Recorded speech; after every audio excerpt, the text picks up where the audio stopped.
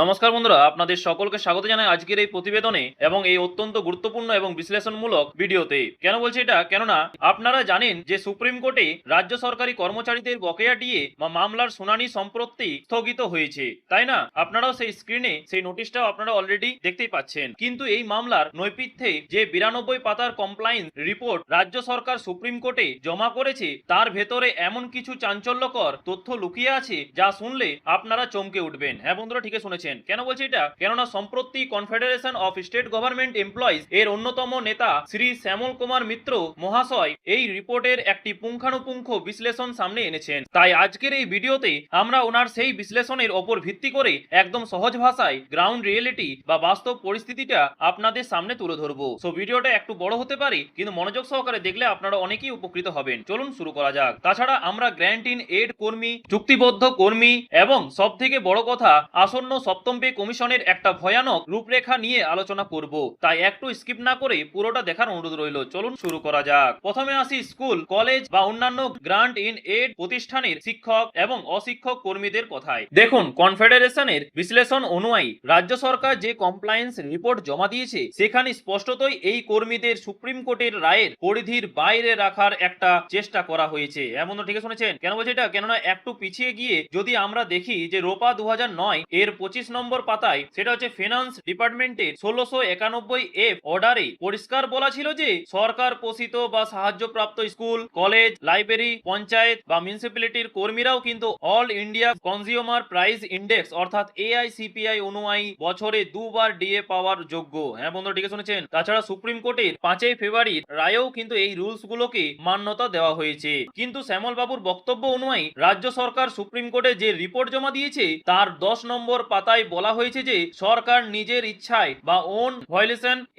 এই grant in a কর্মীদের সমতা বজায় রাখার জন্য ডিএ দিতে চায়। হ্যাঁ বন্ধু, ঠিক আছে। অর্থাৎ তারা সুপ্রিম কোর্টের রায়ের বাধ্যবাধকতায় কিন্তু নয়, বরং নিজেদের শর্তে এই ডিএ মেটাতে চাইছে। এর ফলে কনফেডারেশনের আশঙ্কা যে সরকার হয়তো পুরো 100% নিউট্রালাইজেশন না করে কিছু কাটছাট করতে পারে। তাই সমস্ত শিক্ষক ও অশিক্ষক সংগঠনের এখন উচিত যে আইনি বিশেষজ্ঞদের সাথে পরামর্শ করে নিজেদের অবস্থান সুদৃঢ় করা। এবার চলে আসি তার পরেরটাতে, সেটা হচ্ছে বন্ধুরা, আপনারা জানেন যে এই 92 পাতার রিপোর্টে সব থেকে বড় হতাশার জায়গা হলো যে ওয়ার্ক চার্জ কর্মচারী, daily rated, home guard, civil defence এবং নিযুক্ত কর্মীদের কথা কোথাও কিন্তু উল্লেখ হয়নি। এর এই প্রতিবাদে আমাদের কনফেডারেশনের দাবি সেটা হচ্ছে যে যেহেতু রিপোর্টে এদের কোনো উল্লেখ নেই, তাই এটা স্পষ্ট যে রাজ্য সরকার আপাতত এদের বকেয়া ডিএ দেওয়ার কোনো সদিচ্ছা দেখাচ্ছে না। এই সমস্ত কর্মীদের ভবিষ্যৎ এখন সম্পূর্ণভাবে সুপ্রিম কোর্টের চূড়ান্ত নির্দেশের ওপর নির্ভর করছে।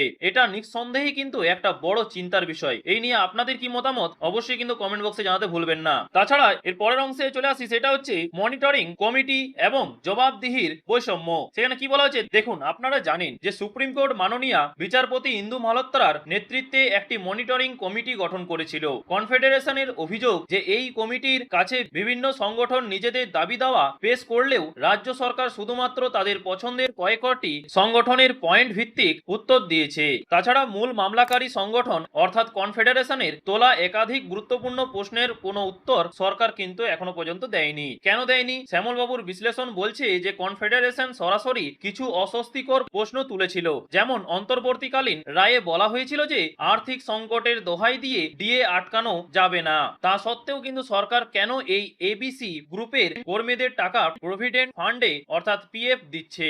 এছাড়াও হিসাবের যে 57% গোলমিল রয়েছে সেই বিষয়েও কিন্তু সরকার কোনো সদ উত্তর দিতে পারেনি। ঠিক আছে। তাছাড়া আপনারা জানেন যে ডেটাবেস না থাকার অজুহাত এবং 2028 সালের যে টাইমলাইনটা যে দেওয়া হয়েছে সেখানে কি বলা হয়েছে দেখুন, যে এই জায়গাটা শুনলে আপনারা সত্যিই অবাক হবেন যে রাজ্য সরকারের তরফ থেকে বারবার বলা হচ্ছে যে 2016 সালের আগের কোনো সেন্ট্রালাইজড বা ডিজিটাইজড ডেটাবেস তাদের কাছে নেই। তাই বকেয়া ডিএ হিসেব করতে ফিজিক্যাল সার্ভিস বুক ঘাটতে হচ্ছে, যার জন্য প্রচুর সময় লাগবে। কিন্তু কনফেডারেশনের পাল্টা যুক্তি হলো যে 2016 সালের আগে কোষা সিস্টেমে বেতন হতো এবং সেই সম্পূর্ণ ডেটাবেস টিসিএস এর কাছে সংরক্ষিত থাকার কথা। সরকার চাইলে এক ক্লিকেই সেই ডেটা পেতে পারে, অথচ এই ডেটাবেসের অজুহাত দেখিয়ে বকেয়া মেটানোর জন্য 2028 সাল পর্যন্ত সময় চাওয়া হয়েছে। হ্যাঁ, 4টে ইনস্টলমেন্ট 2028 সাল পর্যন্ত বকেয়া মেটানোর প্রস্তাব দেওয়া হয়েছে ঠিকই, এবং সুপ্রিম কোর্ট এই বিষয়টিকে কিভাবে নেবে সেটাই কিন্তু এখন দেখার বিষয়। এবার চলে আসি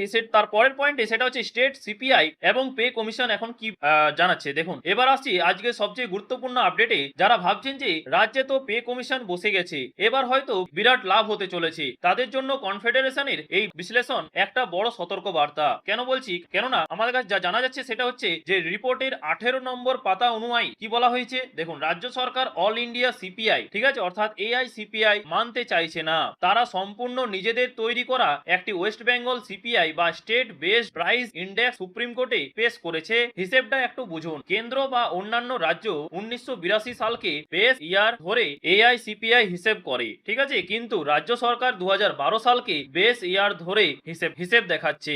এর প্রভাব কতটা মারাত্মক জানেন? সেটা হচ্ছে যে 2024 সালের হিসেবে এআই সিপিআই যেখানে 188.8, ঠিক আছে, সেখানে রাজ্যের তৈরি করা সিপিআই হচ্ছে মাত্র 195, অর্থাৎ আকাশ পাতাল কিন্তু তফাৎ। রাজ্য সরকার সুপ্রিম কোর্টে আবেদন করেছে যে তাদের 100% নিউট্রালাইজেশন না করে 85% নিউট্রালাইজেশন করার অনুমতি দেওয়া হোক। তাছাড়া শ্যামল বাবুর আশঙ্কা যে এই রাজ্য ভিত্তিক সিপিআই যদি একবার প্রতিষ্ঠিত হয়ে যায় এবং আসন্ন সপ্তম বেতন কমিশনে যদি এই ফর্মুলা প্রয়োগ করা হয়, তবে পশ্চিমবঙ্গের সরকারি কর্মচারীদের বেতন এবং পেনশন সারা ভারতের মধ্যে সর্বনিম্ন স্তরে গিয়ে পৌঁছবে। এখন এবার দেখার বিষয় যে পরবর্তী ধাপে কি এখন জট কাটে, ঠিক আছে, এবং এই নিয়ে আপনাদের কি মতামত অবশ্যই কিন্তু কমেন্ট বক্সে জানাতে ভুলবেন না। কেননা আমাদের যে শ্রী শ্যামল কুমার মিত্র মহাশয়ের যে বিশ্লেষণটি দেখালাম, ঠিক আছে, তা থেকে একটা বিষয় অত্যন্ত পরিষ্কার যে সরকারি কর্মচারীদের সামনে একটা বড় আইনি এবং অর্থনৈতিক লড়াই অপেক্ষা করছে।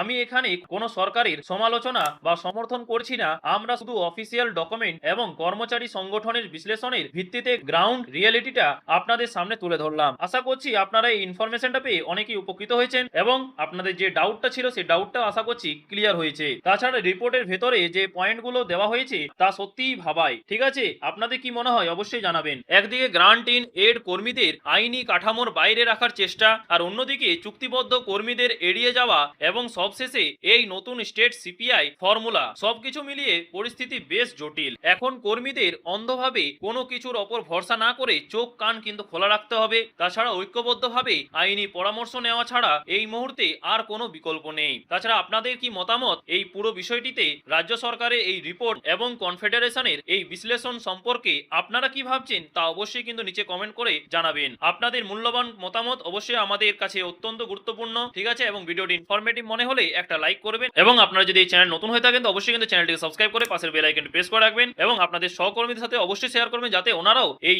আজকার আপডেট এবং বর্তমান যে পরিস্থিতি যে ঘটছে সেটা শুনে আপগ্রেড থাকে এবং এই ইনফরমেশনটা পেয়ে ওনারাও যাতে উপকৃত হন এবং অবগত হন যে এখন কি পরিস্থিতি চলছে বর্তমানে। আর সো বন্ধুরা, আজকে এই পর্যন্তই। দেখা হচ্ছে পরের ভিডিওতে নতুন কোন আপডেট নিয়ে। থ্যাংক ইউ, পাশে থাকবেন, সুস্থ থাকবেন, এবং শ্যামল বাবুর বক্তব্য নিয়ে আপনাদের মতামত থাকলে অবশ্যই কিন্তু কমেন্ট বক্সে জানাতে ভুলবেন না।